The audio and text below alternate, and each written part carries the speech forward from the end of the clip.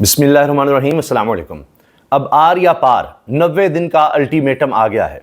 वाज़ेह नज़र आ रहा है कि कारकुनों का, वोटर्स का बहुत ज़्यादा प्रेशर है तहरीक इंसाफ की लीडरशिप पर, खैबर पख्तूनख्वा की हुकूमत पर, और ये बढ़ता चला जा रहा है, बढ़ता चला जा रहा है। यही वजह है कि अली बिन गंडापुर को लाहौर आना पड़ा, यहाँ पर आकर उनको कुछ ऐलानात करने पड़े। ना सिर्फ ये बल्कि उसके बाद फिर प्रेस कॉन्फ्रेंस भी करनी पड़ गई। अब ये प्रेस कॉन्फ्रेंस की ज़रूरत बाद में क्यों पेश आई है, ये भी बड़ा सवाल है। क्या कुछ लोगों को नहीं बुलाया गया, जिसमें आलिया हमजा हैं, सनम जावेद हैं, इस तरह दीगर कुछ लोग जो बहुत ज़्यादा मुतारिक हैं, उनको नहीं बुलाया गया?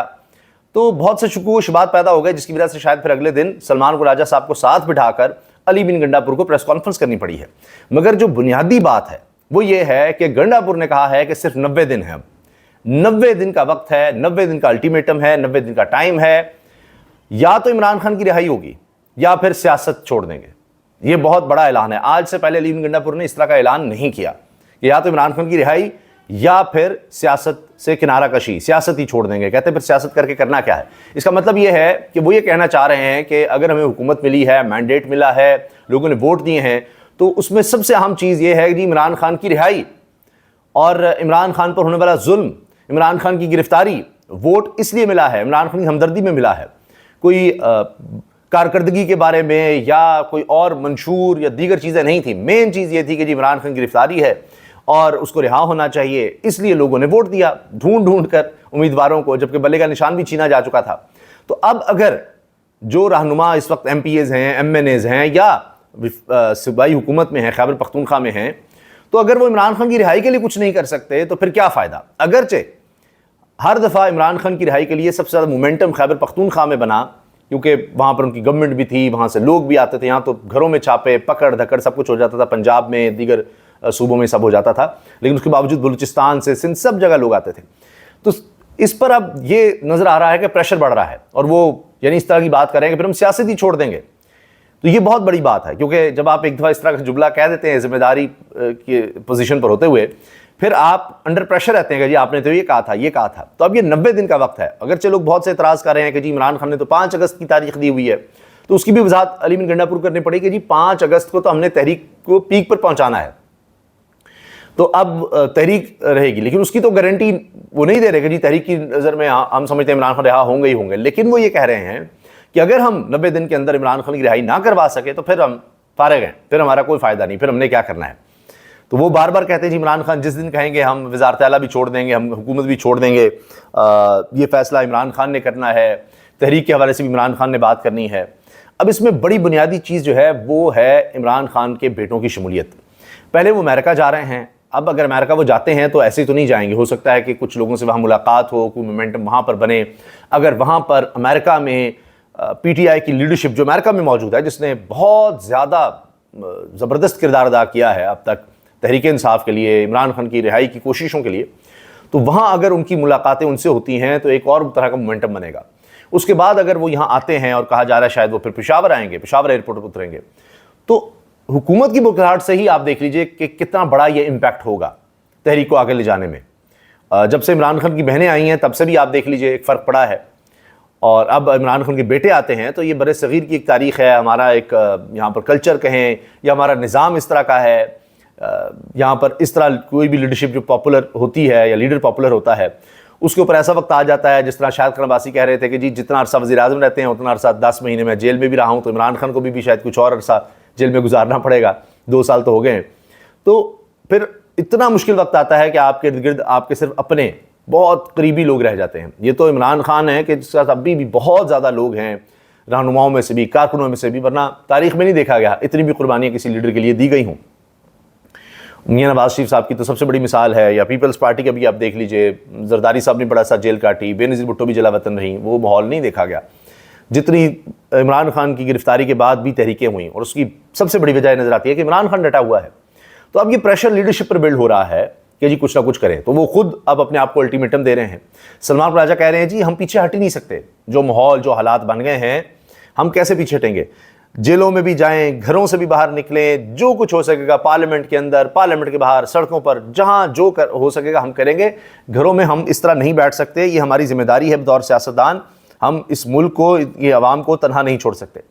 अब तो हाल ये हो गया है कि सुहेल बड़ाइच साहब, मेरा ख्याल है जब से ये मौजूदा निज़ाम है 3 साल हो गए हैं, तब से अब तक सुहेल बड़ाइच साहब ने, सीनियर सहाफ़ी, उन्होंने ऐसी बात नहीं की होगी मौजूदा निज़ाम के बारे में जिसमें उन्होंने लिखा है कि कहा गया, ये उनका कॉलम है तलाश गुमशुदा, कहा गया कि बैरूनी सरमाकारों का सैलाब आ रहा है। बजट कहानी बिल्कुल उलट है। बैरूनी सरमाकारी तो एक तरफ खुद अपने मुल्क के सरमाकारों ने हाथ उठा लिए, शरह पैदावार मायूस कुन है। काबिल तरीन वजीर ख़जाना और तजर्बाकार नायब वज़ीर आज़म की मौजूदगी में ऐसा क्यों हो रहा है?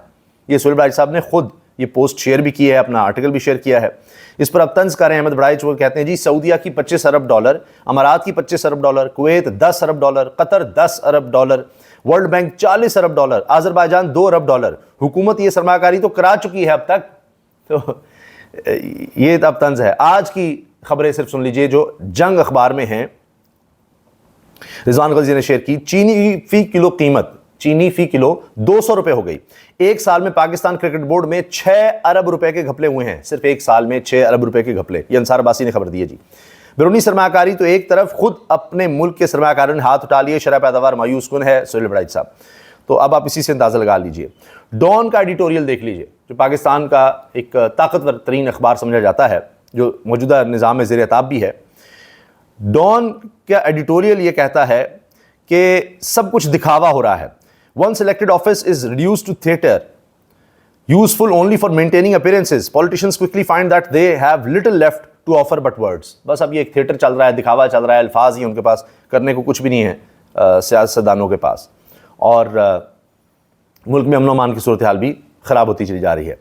ये सवाल हो रहे हैं कि अली बिन गंडापुर साहब को किस तरह बगैर रुकावट आने दिया, और इसमें कह रहे हैं जी ये भी एक डील थी कि अली बिन गंडापुर आएंगे, अपने लोग साथ लाएंगे, लेकिन कोई जलसा टाइप नहीं होगा, सड़कें बंद नहीं होंगी, इस तरह का कुछ नहीं किया जाएगा। ये सब एक अंडरस्टैंडिंग के तहत हुआ है। हत्ता कि मरीम नवाज साहिबा से भी रब्ता था, क्योंकि ये सब लोग आए हैं मिर्ज़ा अफरीदी को सेंटर बनवाने के लिए, क्योंकि उनके जाकर फार्म हाउस पर ये सारा कुछ हुआ है, फंक्शन हुआ है। पीछे मिर्ज़ा अफरीदी हैं जो 9 मई के बाद पार्टी छोड़ गए थे, अब दोबारा उनकी एंट्री हो रही है क्योंकि वो बहुत बड़ी ATM हैं। ये अब बातें हो रही हैं, इस तरह की बातें की जा रही हैं, क्योंकि सवाल यह है कि जो मुतहरिक तरीन लोग थे, लीडरशिप थी, वो इससे किनारा कशी में क्यों रही, क्यों नहीं वो लोग आए। तो ये सवाल साफ़ियों से भी हो रहे हैं कि जी आपकी सहूलतकारी की जा रही है। अच्छा, एक खबर बहुत अहम जो मिस कर रहा था कि अब 190 मिलियन पाउंड करप्शन केस में शहजाद अकबर का मरकजी किरदार साबित हो गया है। ये अब नई कहानी आ गई है कि मरकजी किरदार तो शहजाद अकबर का है। तो अगर मरकजी मुलजिम, मरकजी मुजरिम ठहराया जा रहा है शहजाद अकबर को, तो फिर इमरान खान उनकी अहलिया का क्या है? एक मुलजिम मलिक रियाज, वो मुल्क से बाहर, शहजाद अकबर मुल्क से बाहर। तो मरकजी अगर शहजाद अकबर हैं, मलिक रियाज हैं, तो फिर बाकी तो सानवी हो गए ना, इमरान खान उनकी अहलिया, और जिन्होंने कोई ज़ाती फ़ायदा भी नहीं से उठाया। अब कह रहे हैं जी शहजाद अकबर सारा डील करने वाला था। शहजाद अकबर ये माहिदा जो NCA बरतानवी एजेंसी और मलिक रियाज के दरमियान हुआ था कि जी पैसे वापस ले जाएंगे और सुप्रीम कोर्ट के अकाउंट में जमा करवाए जाएंगे, ये सब माहिदा करवाने वाला या इसको खुफिया रखने वाला, ये सब करने वाला शहजाद अकबर था। तो अगर शहजाद अकबर था तो फिर तो उसको पकड़े जाकर, वो कि जी इश्तिहारी है, मलिक रियाज को पकड़े जहाँ डीलों की खबरें आ जाती हैं। तो इमरान खान तो फिर सुरखरू हो गए और उनकी अहलिया कि उनका फिर इसमें क्या ले देना, जब मरकजी किरदार उसका था। तो मरकजी ही मुलजिम बीच में नहीं है, वो मफरूर हैं। तो जो यहाँ पर डट गए, खड़े हो गए, उनको आपने अंदर रखा हुआ है, और वो केस भी नहीं आगे चला रहे कि उसमें लगता है कि जान ही नहीं है, इस वजह से अब वो केस को आगे चलाया नहीं जा रहा। तो ये होता है कि जी मरकजी मुलजिम फलां है, तो मरकजी मुलजिम का सबसे बड़ा किरदार होता है, दूसरे का तो इतना नहीं होता, और उसके बारे में कुछ नहीं हो सका, जो आ गया वो धर लिया गया। तो ये जनाब इस वक्त सूरत हाल है। अब देखते हैं कि आगे क्या होता है। अवाम तो निकलने के लिए लगता है तैयार हैं, अगर ये सख्तियाँ कुछ कम की जाएँ। अब तो अली बिन गंडापुर ने चैलेंज कर दिया है कि हमें आप एक जलसे की इजाज़त दे दें मीनार पाकिस्तान पे। खैबर पख्तूनख्वा में मैं सारों को इजाज़त देता हूँ, सारी जमातें आकर बेशक जलसे कर लें, हमें मीनार पाकिस्तान पर एक जलसे की इजाज़त दे दें, तो फिर लग पता जाएगा। इजाज़त दीजिए, अल्लाह हाफ़िज़।